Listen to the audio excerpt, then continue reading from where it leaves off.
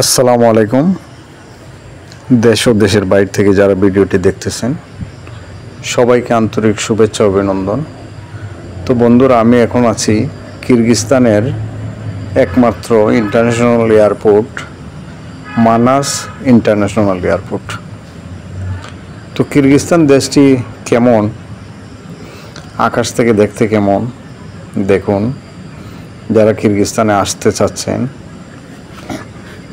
তাদের উদ্দেশ্যে একটি কথা বলতে চাই। ভাই, কিরগিজস্তান এমন একটি দেশ, এই দেশে শুধু ইউরোপের ফিলিংসটাই পাবেন, আর কোনো কিছুই পাবেন না।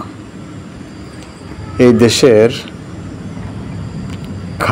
শুধু খাদ্যের কারণে অনেক বাংলাদেশি প্রবাসী দেশে ফিরে চলে যাচ্ছে। তাছাড়া এখানে চিকিৎসা ব্যয় খুবই ব্যয়বহুল। ছোট্ট একটি কাশির সিরাপও যদি কিনেন বাংলাদেশের 1000 টাকার প্রয়োজন। আর এখানের মানুষের কথা কি বলবো, যারা কিরগিজস্তানে আছেন তারাই এই বিষয়টি বুঝবেন। আর যারা নতুন কিরগিজস্তানে আসতে চাচ্ছেন তাদের উদ্দেশ্যে আমি একটি কথাই বলবো, ভাই, কিরগিজস্তান খুবই একটি বাংলাদেশিদের জন্য কঠিন একটি দেশ।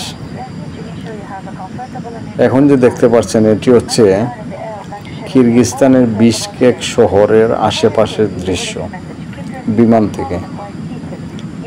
তো এখানে বেশিরভাগই কৃষিকাজ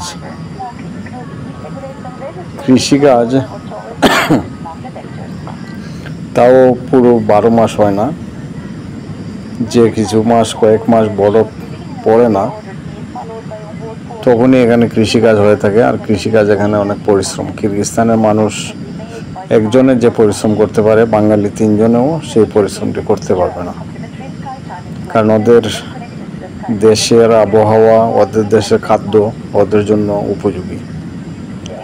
বাংলাদেশি যারা কিরগিজস্তানে আসে বা অন্য দেশের মানুষ কিরগিজস্তানে আসে শুধুমাত্র খাদ্য অভ্যাসের ব্যবধানে দিন দিন দুর্বল হয়ে পড়ে, অসুস্থ হয়ে পড়ে। আর কিরগিজস্তানে ভাই বর্তমানে ভিসা না থাকলে, মানে ওয়ার্ক পারমিট না থাকলে কাজ করা খুবই কঠিন। আর সব কোম্পানি ভালো হয় না, কাজ করে পয়সাও দিতে চায় না। তো যারা কিরগিজস্তান আসতে চান বুঝে শুনে আসবেন। তো এটি হচ্ছে কিরগিজস্তান থেকে দুবাই ফ্লাইটের একটি দৃশ্য। আর এটি হচ্ছে কিরগিজস্তানের একমাত্র এয়ারপোর্ট মানাস ইন্টারন্যাশনাল এয়ারপোর্টটি খুবই ছোট, বাহিরে 2-1টা বিমান থাকে। এদেশে তেমন অন্যান্য দেশ থেকে মানুষ আসেও না, ওরাও তেমন একটা যায় না। এয়ারপোর্টের ব্যস্ততা নাই বললেই চলে। তো নতুন যারা কিরগিজস্তানে আসতে চাচ্ছেন আমি বলবো কিরগিজস্তানে না এসে অন্য দেশে যান, সেটাই ভালো।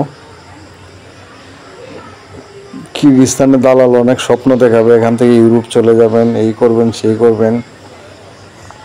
আসলে এখান থেকে কিছুই করা সম্ভব না, শুধু হতাশা আর টেনশনে ভুগবেন। ভালো থাকবেন।